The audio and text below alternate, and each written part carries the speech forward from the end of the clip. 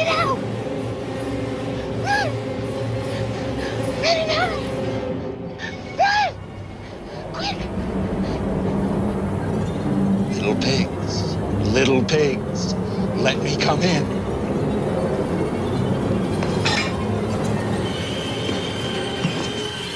Not by the hair on your chinny chin chin. Then I'll huff, and I'll puff, and I'll blow your house in.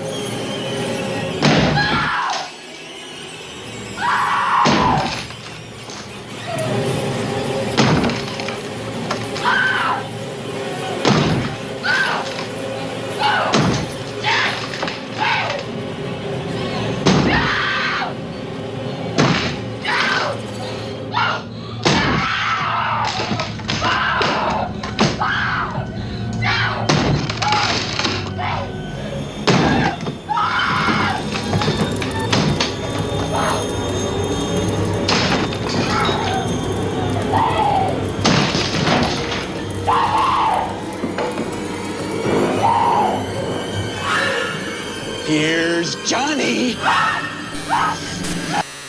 The Shining o El Resplandor es una película icónica de terror psicológico producida y dirigida por Stanley Kubrick y protagonizada por Jack Nicholson, Shelley Duvall, Danny Lloyd y Scott Van Crothers. Está basada en la novela del mismo nombre del escritor Stephen King, publicada en 1977, y difiere notablemente en su contenido respecto de esta adaptación cinematográfica, hecho que muchos fans de la película y por supuesto del género ya tienen presente. Como en otras películas de Kubrick, en paralelo con la línea dramática principal, se desarrollan otras tramas secundarias que a su vez esconden innumerables representaciones simbólicas e indicios subliminales. En The Shining, algunos analistas han querido ver además claras referencias sociohistóricas e indagaciones de índole psicológica en torno a la naturaleza humana y la inmortalidad del mal. Si bien su estreno fue acogido con frialdad por la crítica, con el tiempo ha ido ganando adeptos e influencia en la cultura popular. Hoy en día se la considera una película de culto, así como un desafío directo para el espectador. Hoy revisaremos una de las obras cumbres de su director, así como del género y del escritor del material original. Acomoden sus asientos, abríguense lo más posible y prepárense para visitar conmigo, con nosotros,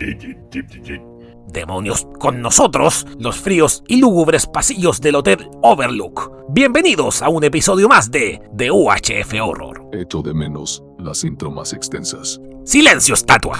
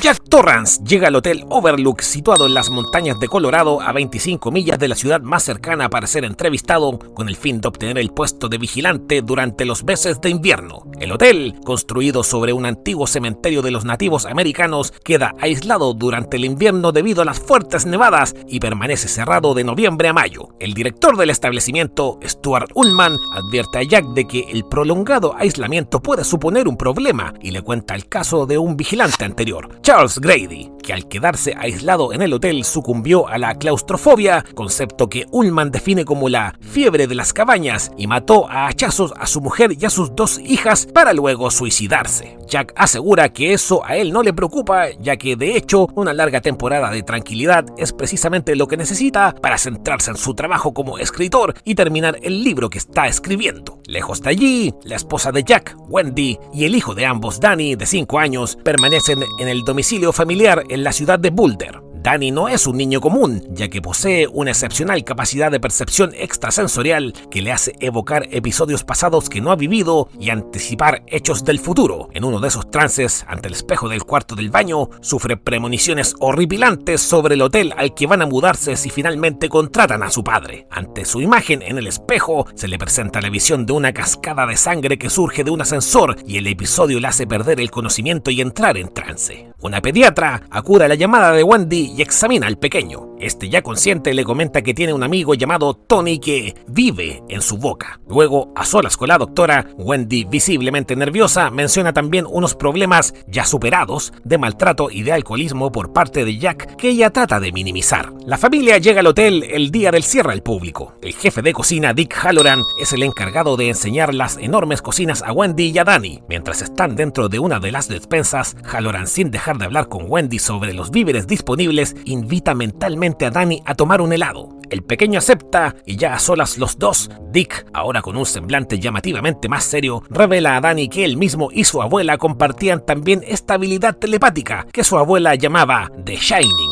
el resplandor. De repente, Danny pregunta si hay algo que temer en el hotel, especialmente sobre la habitación 237. Halloran le dice a Danny que el propio hotel también resplandece, que guarda entre sus paredes muchas historias y que no todas son buenas. Finalmente, de manera tajante y un tanto enigmática, ordena a Danny que no entre en esa habitación bajo ninguna circunstancia, aunque se niega a decir por qué. Un mes después, ya viviendo la familia en el hotel, el proyecto literario de Jack está estancado. Danny y Wendy pasan los días explorando alegremente las instalaciones, en especial el laberinto de setos exterior. Wendy se entera de que las comunicaciones telefónicas se han cortado debido a las intensas nevadas y ya solo es posible comunicarse con el exterior con una emisora de radio. Danny empieza a tener visiones cada vez más terroríficas sobre las niñas Grady asesinadas y Jack, cada vez más aislado de su familia, sufre bloqueo del escritor, se siente frustrado y su comportamiento se vuelve cada vez más errático y violento. La curiosidad de Danny sobre la habitación 237 aumenta cuando en una de sus carreras en triciclo por los pasillos advierte que la puerta de la habitación está entreabierta. Mientras, Wendy oye a Jack gritando en sueños tras haberse quedado dormido sobre su máquina de escribir y cuando le despierta, este le cuenta que ha tenido una pesadilla en la que mataba y la descuartizaba a ella y a Danny. En ese momento llega Danny con heridas en el cuello y visiblemente traumatizado, lo que hace que Wendy acuse a Jack de haberle maltratado. Jack deambula en el lugar hasta llegar al vacío salón del hotel. Se sienta en la barra y dice que daría su alma por una cerveza. En ese momento se le aparece el fantasma de Lloyd,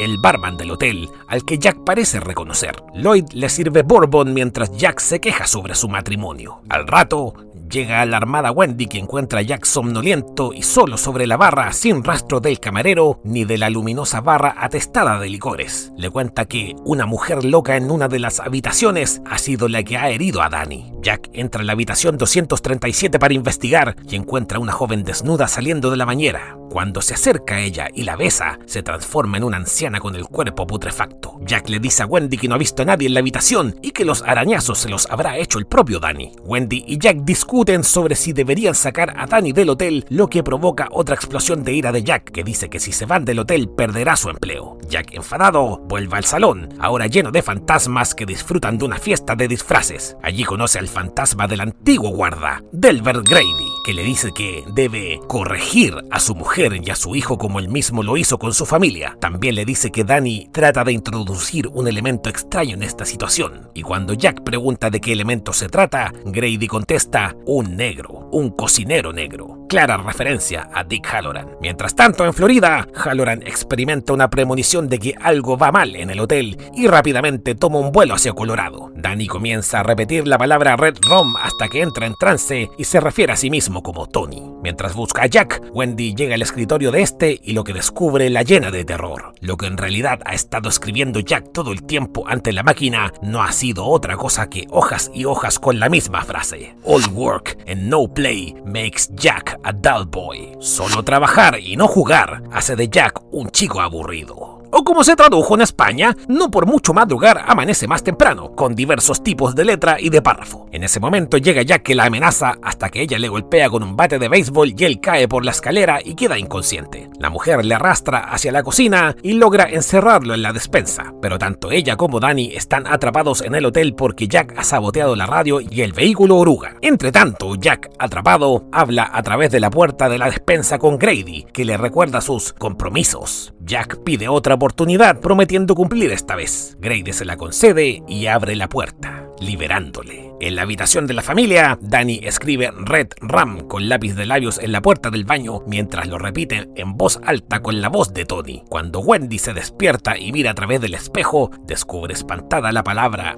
murder. Jack comienza a golpear la puerta de la habitación con un hacha y Wendy y Danny se encierran en el baño e intentan escapar por la ventana pequeña. Danny escapa, pero el hueco es demasiado estrecho para ella. Jack consigue entrar en la habitación y al ver que la puerta del baño también está cerrada, comienza a derribarla a hachazos, haciendo un gran agujero por el que asoma la cabeza y grita: ¡Aquí está Jody! Mientras Wendy grita de terror. Jack introduce el brazo para desbloquear el pestillo, pero Wendy, que tiene un cuchillo, le hace un corte en la mano. En ese momento, Jack oye el sonido de un vehículo de nieve que se aproxima al hotel y se dirige a la entrada para averiguar quién es el intruso. Se trata de Dick Hallorann, quien entra en el hotel preguntando en voz alta si hay alguien. Jack lo espera agazapado y lo mata de un hachazo en el pecho. La muerte de Hallorann resplandece en Danny, que no puede evitar un grito de pánico, lo que hace que su padre lo localice y el pequeño tenga que huir a toda prisa, adentrándose en el laberinto de setos. Mientras tanto, Wendy recorre el hotel en busca de su hijo y durante el recorrido por pasillos, escaleras y habitaciones ve varios fantasmas, al parecer relacionados con acontecimientos del pasado, y tiene la misma visión de la cascada de sangre que tuvo Danny. Finalmente, descubre el cadáver de Dick Hallorann. Jack comienza a perseguir a Danny por el laberinto, siguiendo el rastro de sus huellas en la nieve. El niño, que conoce mejor el lugar que su padre, pone en marcha un ingenioso plan: caminar hacia atrás sobre sus propias huellas y luego saltar a un lado. De este modo, Jack llega al final de un rastro que no le lleva a ningún sitio, mientras que el niño no tiene más que seguir sus propias huellas anteriores para encontrar la salida. Allí se encuentra con su madre y ambos huyen en el vehículo que traía Hallorann. Por su parte, Jack, perdido en el interior del laberinto e incapaz de encontrar la salida, muere congelado. En la escena final, la cámara se acerca a una fotografía en blanco y negro en el vestíbulo del hotel que muestra a una multitud en una fiesta. En el centro aparece un sonriente y al pie de la fotografía figura un texto con una fecha: la fiesta del 4 de julio, celebrada en el Overlook en 1921. Hoy todos nosotros, después de una pandemia, sabemos mejor que nunca lo difícil que es estar confinado. Sabemos que el aislamiento lleva a la locura y los vacíos se sienten más profundos. Los ánimos se crispan por el aburrimiento y las caretas caen para revelar nuestra verdadera naturaleza. Hemos escrito una y otra vez la misma frase en nuestro computador. Hemos visto fantasmas en las habitaciones y han aumentado nuestras ansias de matar. Ok, tal vez no les pasó así, pero los protagonistas del Resplandor, esa familia Torrance cuya ruina fue una nevada infernal, vivieron uno de los encierros más icónicos de la historia del cine y también uno de los más enigmáticos. Hay pocas películas tan expuestas al análisis y a las teorías conspiranoicas como esta adaptación libre de la novela de Stephen King, un hater confieso de la producción, con la que el cineasta Stanley Kubrick se montó un universo tan único que lo llevamos transitando durante 40 años. Y es que con homenajes como por ejemplo el que le dedicó Steven Spielberg en la famosa secuencia de Ready Player One, entendimos algo muy importante: que esta película película no es tanto una historia como también un lugar que se habita, sino una inmersión casi virtual donde cada detalle es crucial, donde nada existe más allá de las fronteras del Hotel Overlook y donde seguimos buscando pistas como si fuese un auténtico videojuego. Eso es precisamente lo que hace Room 237, un documental dedicado a desentrañar todos sus significados ocultos, y en cierta manera también la reciente secuela Doctor Sleep, donde un adulto Danny, interpretado por Ewan McGregor, vuelve al lugar donde nacieron sus pesadillas para ajustar cuentas. El estreno de El Resplandor en 1980 generó opiniones encontradas, basura para algunos y una de las mejores películas de la historia del cine para otros, pero su condición de clásico es indiscutible hoy día. Nos adentramos en sus enigmas a través de 3 niveles, uno dedicado a desentrañar la historia superficial y sus implicaciones más narrativas, uno donde exploramos más profundamente los símbolos de la película y un último solo reservado para los con mucha fe a sus espaldas porque corresponde a las teorías más locas que intentaron explicar los posibles verdaderos significados de la historia. Está claro que El Resplandor es una película misteriosa, pero no es difícil entender qué está ocurriendo si nos quedamos lo suficiente en la superficie o nos dejamos guiar por la historia en sí. Es decir, la explicación sencilla o solo para aquellos que no quieren caer en todas esas conspiraciones que ha generado la película y que muchas veces no pasan de la anécdota. Ahora bien, eso no quiere decir que esta primera versión vaya a ser de lo más normal. De hecho, nada más empezar ya la dividimos en 2 vías de entendimiento, la paranormal y la psicoanalítica. Desde la primera imagen de la película, en la que un plano aéreo persigue entre las montañas al coche del protagonista Jack Torrance, interpretado por Jack Nicholson, un ídolo de este lugar, percibimos que hay algo oscuro que le amenaza, algo que puede corresponder a una maldición que habita en el Hotel Overlook al que se dirige para trabajar como vigilante en la temporada de invierno. Todo ese inicio está lleno de señales, desde este tramo acompañado de la canción La ira de Dios, la que caerá sobre él, hasta cuando el dueño del hotel le informa en tono jovial de que un anterior vigilante perdió la cabeza y mató a su familia una década antes. Eso no me pasará a mí, dice Jack, confiado, aunque matar a su familia es exactamente lo que intentará hacer más adelante en la película. Tampoco es trivial la mención en una de las primeras conversaciones al caso de la infame Expedición Donner de 1846, en la que unos viajeros quedaron atrapados por la nieve en una montaña y tuvieron que recurrir al canibalismo para sobrevivir. Kubrick ya había puesto todas las piezas en el tablero antes de empezar. Alguien o algo parece controlar sus actos desde el primer segundo, esa sombra que planea sobre su cabeza o sobre su coche y que le acabará llevando a la locura con la ayuda de un aislamiento forzado y las frustraciones de su faceta como escritor. En él le acompañan su mujer Wendy, interpretada por Shelley Duvall, una ídola de este lugar, y su hijo Danny, interpretado por Danny Lloyd, que antes de llegar al hotel ha tenido visiones sangrientas de lo que va a pasar entre sus paredes. Esta premonición tiene que ver con un poder entre la telepatía y la clarividencia que está desarrollando y que conoceremos solo como El Resplandor, que le permite no solo comunicarse a través de la mente con otras personas que lo poseen, como Dick Halloran, interpretado por Scatman Crothers, sino también abrir brechas entre el pasado y echar un ojo al futuro. Por eso, él será más susceptible a ver a todos los fantasmas que se esconden en el Overlook, aunque será su padre el que sucumbirá a la locura por su culpa. Y es que así puede encontrarse una buena explicación para la película. El hotel es un lugar maldito que lleva a Jack Torrance a perder la cabeza. Es precisamente un trabajador del hotel relacionado con los crímenes del pasado del hotel el que le dice al protagonista en un baño que mate a su familia. Los fantasmas que habitan allí son agentes del mal que conspiran para que la familia caiga en desgracia y los poderes de Danny le ayudan a no caer presa de ese juego. Es una explicación que sitúa El Resplandor como un terror paranormal fiel a su manera a la novela de King, donde es el edificio el que saca lo peor del protagonista y lleva a su familia a un survival terrorífico, donde las diferentes épocas del hotel conviven en la misma dimensión. El final ya lo conocemos. Jack sucumbe a esas fuerzas, corre hacha en mano a perpetrar el crimen y finalmente muere, congelado tras quedarse atrapado en el laberinto que se encuentra enfrente del edificio mientras Wendy y su hijo escapan.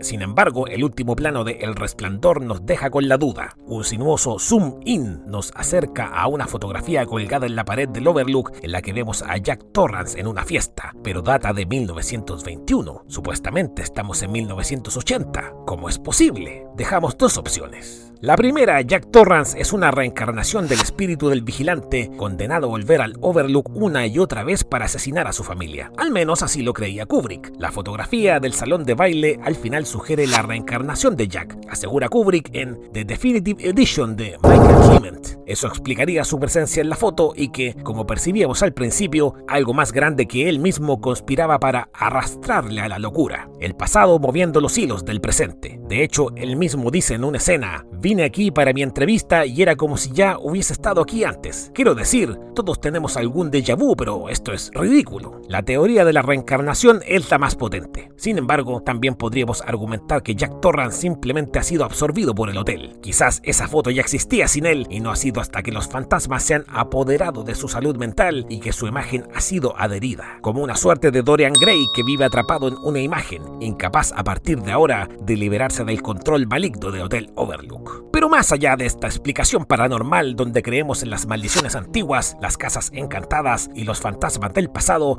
hay otra manera de mirar la historia, y lo llamaremos la explicación psicoanalítica. Y es que, si los entes del Overlook miraban a Jack desde arriba, ¿a quién miraba Jack desde su pedestal de patriarca Torrance? En realidad, ¿de qué trata El Resplandor? Sí, ascensores sangrientos, gemelas fantasmales y alfombras malvadas. Sin embargo, si elegimos ir más allá de lo paranormal, los mecanismos del género del terror y el cuestionable gusto en la decoración, nos daremos cuenta de que la película es en realidad un retrato del maltrato doméstico. Las primeras escenas no dejan lugar para la duda en cuanto al carácter tóxico de Jack. Su actitud con Wendy es constantemente violenta y nos enteramos de que le llegó a romper un brazo a Danny en uno de sus arrebatos mientras pasaba una de sus agresivas borracheras. Así deberíamos preguntarnos, ¿no es la supuesta maldad paranormal del Hotel Overlook una alegoría de los instintos destructivos de Jack que se acabarán acrecentando por culpa del aislamiento? Lo cierto es que, si eliminamos los elementos fantásticos, la historia que nos queda es perfectamente válida y nos habla de un hombre frustrado por su incapacidad para escribir y que sucumbe a la bebida, desatando los fantasmas ya no del lugar, sino de su propia cabeza. Si nos damos cuenta, su caída a los infiernos empieza en la barra de un bar vacío en el que grita cuántas ganas tiene de tomarse un trago. Acto seguido, los espíritus empiezan a aparecer, quizás solo producto de las necesidades de su adicción. Toda la película podría leerse como las consecuencias de este momento en el que el protagonista decide emborracharse al máximo y desatar sus instintos más asesinos, retrato del alcoholismo llevado al extremo. También sus obsesiones, como una más que incipiente crisis de los 40, que se representa en la mujer que sale de la bañera, primero joven y hermosa, y al verla mediante el espejo, anciana y putrefacta. Proyecciones del subconsciente en lugar de fenómenos mágicos. Así se explicaría que solo el borracho y el niño traumatizado sean quienes ven cosas extrañas en el hotel. ¿No estará todo en sus cabezas? Porque al final, si el hotel fuese quien vuelve locos a sus inquilinos, ¿por qué Wendy no atraviesa el mismo proceso hacia la maldad? Quizás es que los estragos que produce el aislamiento y las frustraciones no convierten a una persona en peligrosa, sino que simplemente sacan lo que tiene adentro.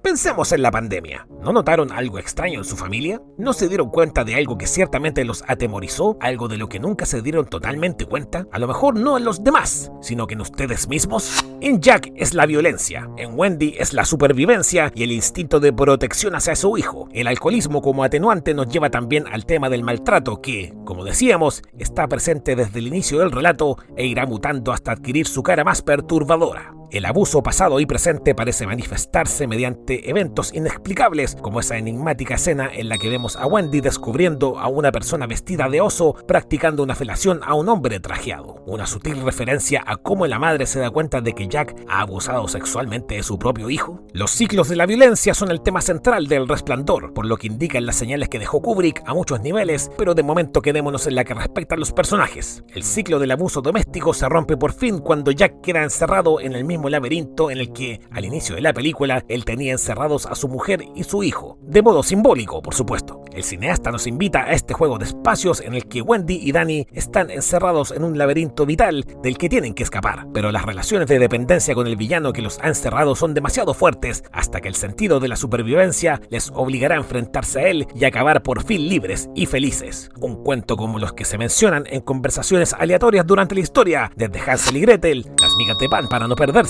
hasta los 3 cerditos, el lobo feroz con un hacha. pero sobre todo los que no se dicen en voz alta, como Barba Azul. ¿No recuerda la habitación 237 a aquella en la que guardaba los cadáveres de sus esposas? ¿No es también esta película una alegoría de todos esos pecados que escondemos en el armario o en lo más profundo del subconsciente para poder seguir fingiendo que somos personas normales? Como vemos, más allá de los elementos de terror y fantasía, en El Resplandor se esconden lecturas humanas perfectamente desarrolladas, pero no inmediatamente evidentes a la vista. Para desentrañar todos esos significados, los símbolos recurrentes que aparecen, algunos ya mencionados, serán de gran ayuda. Comienza la locura, aunque cuando nos enfrentamos a una película de Stanley Kubrick, ninguna teoría es descabellada. El cineasta es famoso por controlar cada plano, cada escenario, cada diálogo, cada cuadro colgado en la pared, cada movimiento de los personajes o tema musical sonando de fondo. Da la sensación constante de que nada es arbitrario en sus películas, y El Resplandor es quizás una de las mejores muestras de ello. Repasemos algunos de los símbolos más importantes del film. En el cine de terror, los espejos son un objeto imprescindible, aunque normalmente solo para darnos un buen susto cuando descubrimos a un intruso en el reflejo del personaje de turno. Sin embargo, en El Resplandor es un elemento importantísimo destinado a establecer esas dualidades. Nos sugiere la existencia de varias dimensiones. Como Alicia, hay una que parece vivir tras del espejo, y también el descenso a la locura del protagonista, que a veces le vemos encerrado en espejos como si a quien miramos no fuese Jack Torrance. No del todo, al menos. ¿Será que son los que revelan la verdadera identidad de los personajes? Eso es lo que ocurre cuando Danny escribe Red Rum en la puerta del baño. No es hasta que vemos el reflejo que entendemos a qué se refiere. Los espejos son el filtro a través del que descubrimos la verdadera naturaleza de lo que se esconde en el Overlook. Por eso, si nos fijamos, están en todas partes. En estrecha relación con los espejos se encuentran los dobles, por razones obvias. El reflejo provoca esa dualidad. Lo vemos desde el inicio con el plano aéreo del lago, en el que se reflejan las montañas creando una cierta realidad paralela en la que literalmente Kubrick nos está sumergiendo. Así, estas dualidades son tanto de paisaje como en lo que respecta a los personajes, que parecen estar enfrentándose a otras versiones de sí mismo, como Jack con su yo alcohólico o Danny con su amigo imaginario Tony. Un elemento fundamental de la película y que potencia estas dualidades al máximo es la simetría de los planos. Como apuntábamos antes, el laberinto del Hotel Overlook es tan físico como psicológico. La secuencia de imágenes que van desde que Jack observa la maqueta hasta que, al final, queda atrapado en su versión real nos demuestra que hay algo más de significado que solo el escenario para la tensa persecución final. En cierta manera, podríamos relacionarlo con el mito griego del Minotauro, en el que un rey encierra a la criatura mitad hombre, mitad toro, cuando ésta se vuelve incontrolable. Más o menos como Jack, que ya no tiene salvación posible en el momento en el que carga con el hacha. Pero ese laberinto en el que queda atrapado al final no es el único de la película. El hotel es, en sí mismo, un auténtico laberinto que no tiene ningún sentido. Como demuestran algunas investigaciones, la estructura del edificio es imposible, creando un lugar confuso y sin salida. La lógica de donde se encuentran las estancias no concuerda con los paseos que se dan los personajes. Incluso hay cierto momento en el que un grupo de personas parecen salir de un pasillo inexistente. No es un fallo, parece que el cineasta quería jugar con esta desorientación por el espacio para potenciar el estrés por el aislamiento. También podría decirse que la famosa alfombra de los pasillos del Overlook es una especie de laberinto en el que incluso Danny queda atrapado en la escena de la pelota.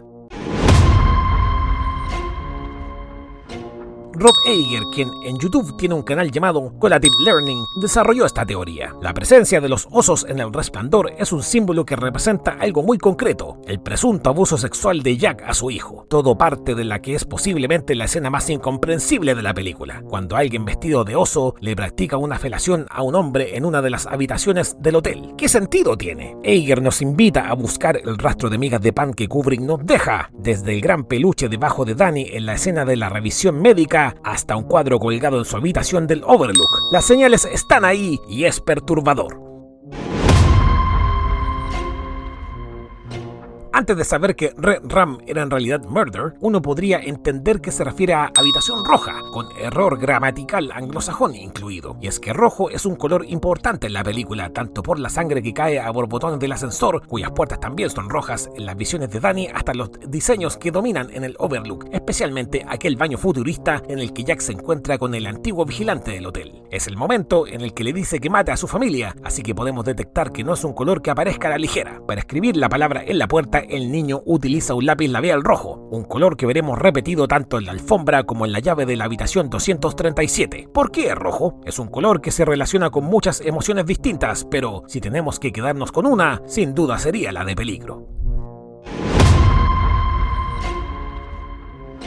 No hay teoría con argumentos más tangibles y, la verdad, es difícil no ver que encaja a la perfección con todos los elementos de la película. La primera nos la lanza en la cara. En una conversación con el director del hotel, este confiesa que el edificio se construyó sobre un cementerio indio, por lo que tuvieron que lidiar con los ataques de las comunidades nativas durante todo el proceso. ¿Cómo no va a estar maldito un lugar que se sostiene sobre la crueldad y la falta de respeto a toda una comunidad? Esos desaires a la historia pueden verse también cuando Jack juega con una pelota lanzándola sobre un tapiz de diseño indígena. Sobre esas decoraciones que aparecen por todo el hotel habla de nuevo el director cuando Wendy le pregunta por ello, revelando que son elementos auténticos principalmente de tradición navajo y apache. Que en los primeros minutos se establezca de forma tan clara la importancia de los nativos americanos en el Hotel Overlook no es casualidad, como tampoco lo son las latas de comida de la despensa, el uso de un hacha y la constante presencia de la bandera norteamericana como conquistadora de un lugar enemigo. En particular, las latas de comida han sido objeto de mucho debate, y hay quien argumenta que guardan la esencia de toda esta amalgama de referencias.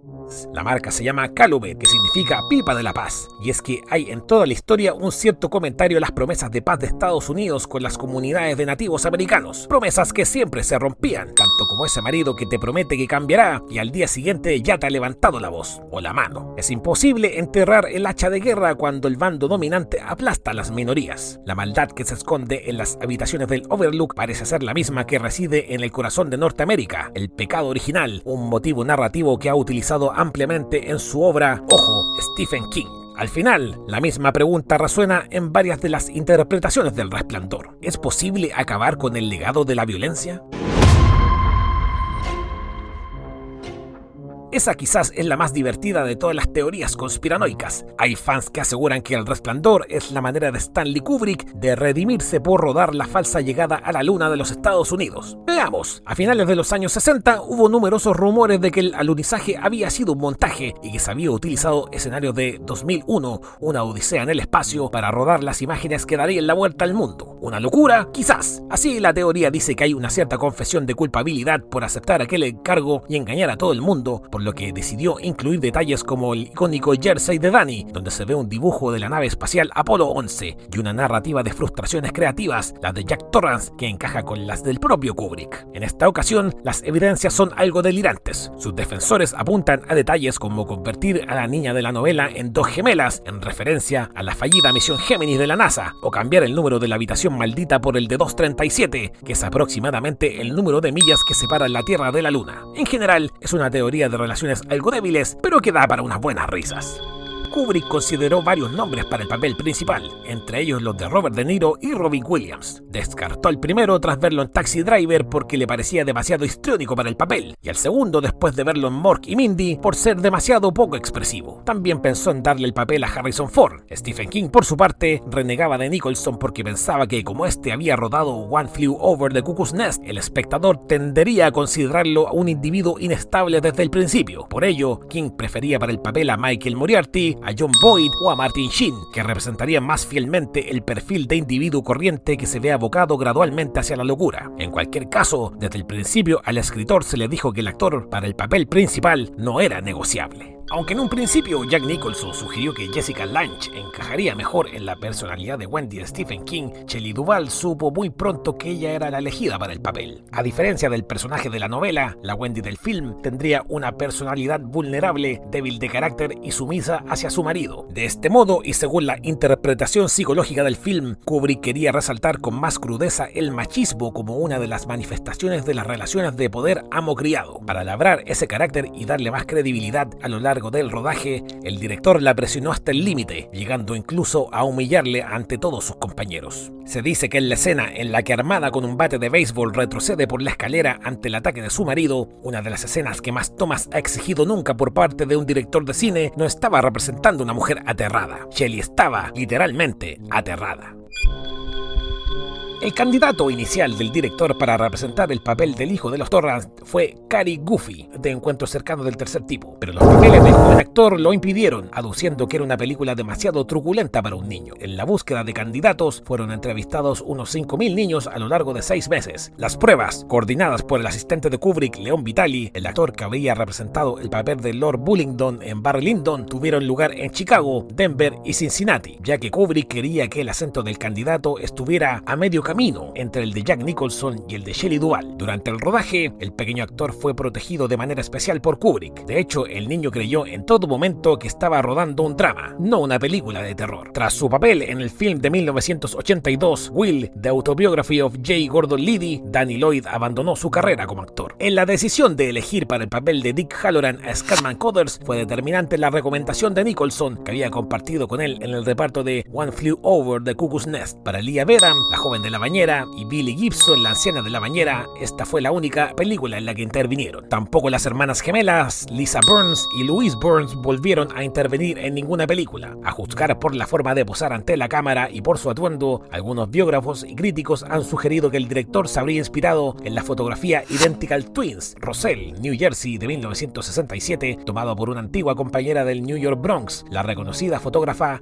Diane Arbus. Sin embargo, la viuda manifestó al respecto que la estética elegida por Kubrick no guardaba relación directa con esa fotografía. Lisa y Louise son gemelas idénticas, sin embargo, tanto en el libro como en el guión son simplemente hermanas. En la escena inicial de la entrevista, el personaje de Ullman comenta que las edades de las niñas eran de entre 8 y 10 años. Barry Denham tiene un papel muy limitado como el ayudante del señor Ullman. Ann Jackson, la pediatra que atiende a Danny, y Tony Burton tampoco aparecen en la versión internacional, si bien figuran en los créditos iniciales. El invitado que con una enorme brecha en la cabeza brinda diciendo "una bonita fiesta, ¿verdad?" es Norman Gay, editor de la película El Exorcista. La película se exhibió por primera vez al público el 23 de mayo de 1980. Fue un estreno restringido muy al uso de aquella época, ya que solo se proyectó en medio centenar de salas de Nueva York y de Los Ángeles. Apenas unos días después, el director y la Warner pidieron a los exhibidores que cortaran una escena al final, la escena del hospital, y devolvieran a la distribuidora el celuloide sobrante. Tras ser eliminada físicamente también de cada una de las copias almacenadas y de los negativos, el 13 de junio se produjo el lanzamiento para el resto de Estados Unidos. Unos meses más tarde, y con vistas a la explotación internacional, Kubrick volvió a recortar el metraje, esta vez en unos 20 minutos más. Aunque la productora justificaba los cortes por una acogida inicial por debajo del esperado, es posible que el motivo real fuera el deseo del director de reorientar la narración hacia una vertiente más abstracta. Para ello decidió minimizar la influencia en la trama de 5 factores que tanto en el libro como en la versión larga de la película jugaban un papel más determinante: el hotel como entidad maléfica en sí misma, el alcoholismo del protagonista, los arrebatos violentos del padre sobre el hijo, el amigo imaginario del niño y el mundo exterior. Finalmente, esta versión se estrenó el 26 de septiembre de 1980, primero en algunos países escandinavos y después por el resto de Europa y Japón. Según algunos analistas, los problemas de ritmo que también argumentó el director para justificar el nuevo montaje resultan simple y llanamente incomprensibles, ya que las escenas suprimidas enriquecían mucho más un film de múltiples lecturas que hacía hincapié sobre el personaje de Danny y develaba matices ocultos en torno a la relación de este con su padre. En resumen, esta fue la duración y el formato de las sucesivas versiones.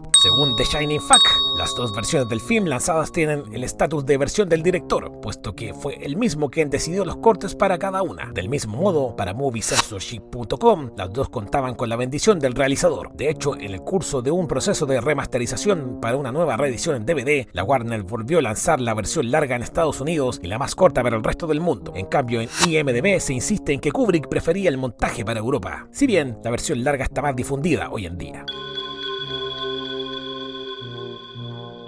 La fría acogida de los primeros pases en Estados Unidos acabó de decidir al realizador para suprimir una escena que se desarrollaba a modo de epílogo justo tras el desenlace del laberinto nevado y antes de la misteriosa secuencia final de la fotografía de los años 20. En dicha escena, Wendy, convaleciente en una habitación de hospital, recibe la visita del administrador, que le comunica que los investigadores no han encontrado el cadáver de su marido ni tampoco el del cocinero. Luego le da a Danny una pelota de tenis amarilla, presumiblemente la misma que Jack estaba tirando alrededor del hotel. Tal revelación suponía un giro narrativo arriesgado, puesto que venía a proponer nuevas conjeturas sobre todo lo ocurrido dentro de los muros del Overlook en los meses anteriores. La decisión del director de eliminar esa escena fue controvertida. El consenso general entre los que vieron los primeros pases era que la película quedaba mejor sin ella, porque mantenerla suponía debilitar la amenaza del Overlook sobre la familia y reintroducía en el conflicto a Ullman, que apenas había tenido protagonismo en la historia. La co-guionista Diane Johnson reveló que Kubrick sentía desde el principio cierta compasión por el destino final de Wendy y del pequeño Danny, y en ese sentido la escena del hospital daría cierta sensación de vuelta a la normalidad. Johnson, en cambio, era partidaria de un desenlace más trágico. Llegó a proponer incluso la muerte de Danny Torrance. El caso es que el propio director siempre albergó cierta reticencia respecto a la escena, hasta que finalmente decidió que era oscura y confusa y que la película funcionaba mejor sin ella. Tal vez la oscuridad a la que alude Kubrick apunte a un posible paralelismo entre la desaparición de los cadáveres de Jack y Halloran y la tragedia de la expedición de Donner mencionada al principio.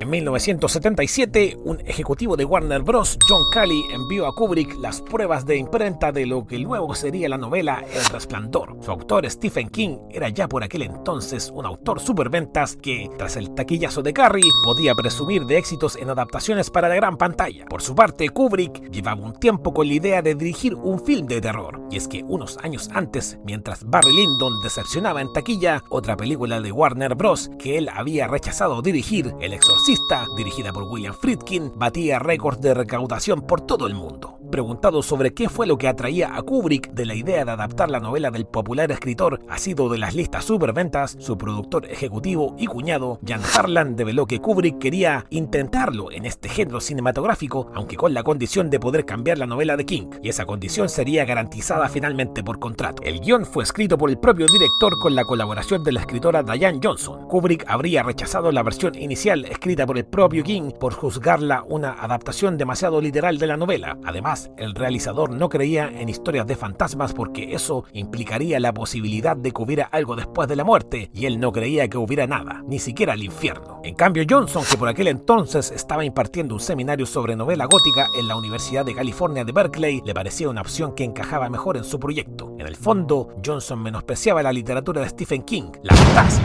Poco después del estreno, en una entrevista concedida a la parisina revista Positive, declaró: "Entre nosotros, The Shining, la novela, no forma parte de la gran literatura. Da miedo, es eficaz y funciona sin más. Pero precisamente es interesante ver cómo un libro bastante malo puede ser también muy eficaz. Es bastante pretencioso, pero también es cierto que se tienen menos escrúpulos al destrozarlo. Una es consciente de que no se está destruyendo una gran obra de arte". Kubrick, por su parte, se manifestaba más entusiasmado con las posibilidades del manuscrito. "Era la primera vez que me leía hasta el final una novela de las que me enviaban con vistas a una posible adaptación cinematográfica. Me vi absorto en su lectura y me pareció que su trama, ideas y estructura eran mucho más imaginativas de lo habitual en el género de terror. Pensé que ahí podía salir una magnífica película". Stephen King nunca ocultó su rechazo hacia el resultado final del proyecto cinematográfico y acusaba a Kubrick de no entender las reglas del género de terror. En el libro, la historia gira en torno al punto de vista del niño, mientras que en la película es el padre el personaje principal. De hecho, una de las diferencias más notables radica en el perfil psicológico de Jack Torrance. Según la novela, el padre es un hombre corriente y equilibrado que poco a poco va perdiendo el control. Además, la narración escrita reflejaba rasgos personales del propio autor en aquella época, marcada por el insomnio y el alcoholismo, además del maltrato. Esta es una de las razones principales del ya conocido odio que tiene King hacia esta película. Por su parte, la Wendy de King es una persona con fuerte personalidad e independiente, tanto a nivel profesional como emocional. Para Kubrick, en cambio, no parecía coherente que una mujer así hubiera soportado durante mucho tiempo la personalidad de Jack Torrance, así que reelaboró al personaje para que adoleciera de un carácter psicológicamente vulnerable y mostrara un aspecto más anodino. Otras diferencias reseñables son: la idea del laberinto de setos surgió como alternativa a las dificultades técnicas que implicaba reproducir formas vegetales de animales que a veces cobraban vida, como en la novela. Las dos niñas que interpretan el papel de las hijas asesinadas son gemelas, mientras que en la novela nacieron con una diferencia de 2 años. En el libro,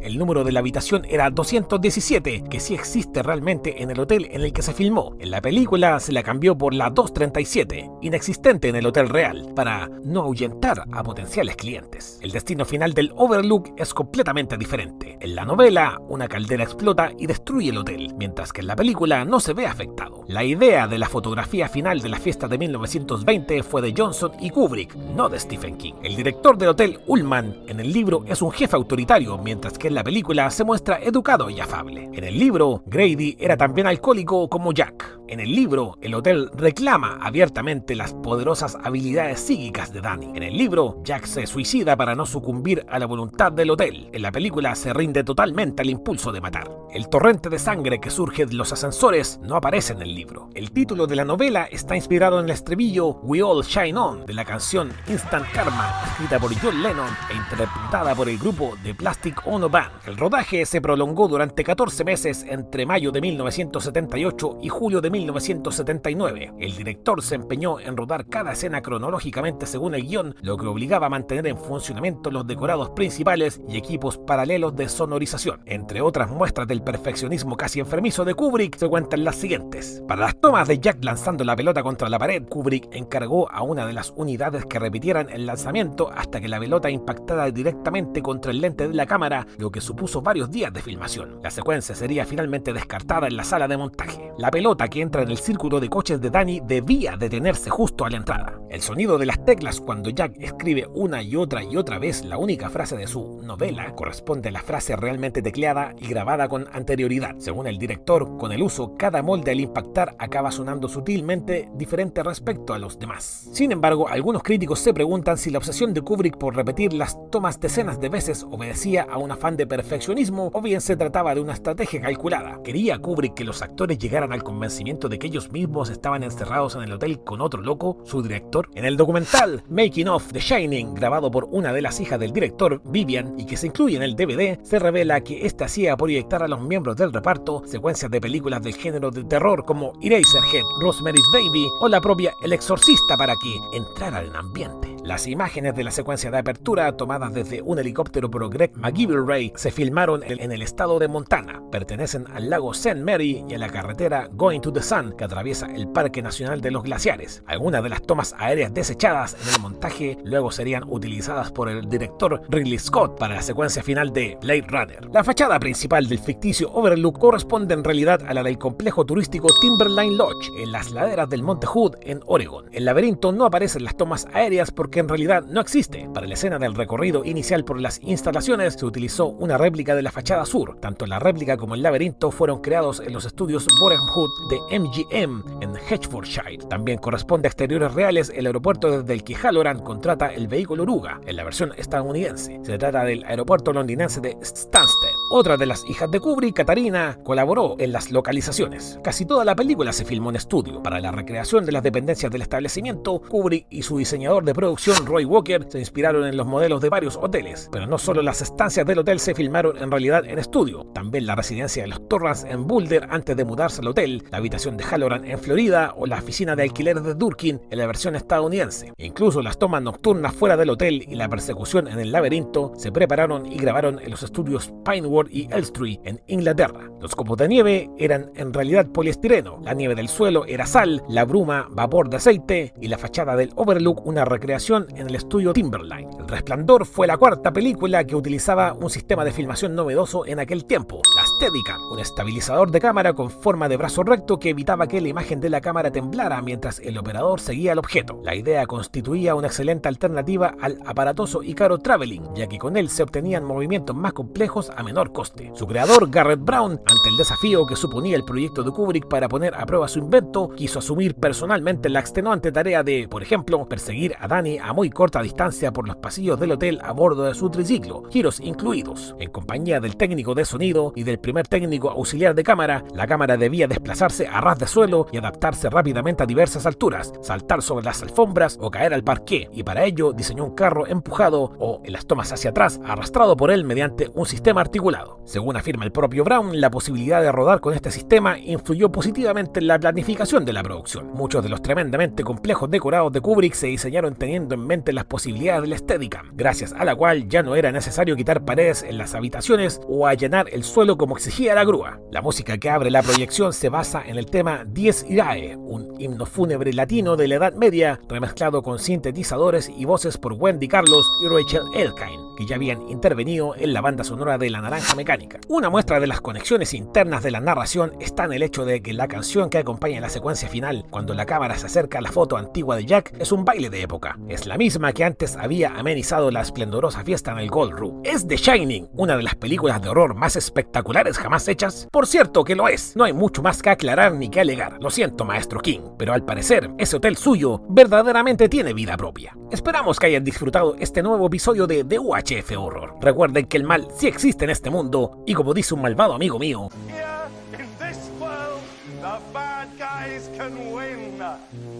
sean buenos y recuerden, el horror está esperando. Nos vemos en el siguiente.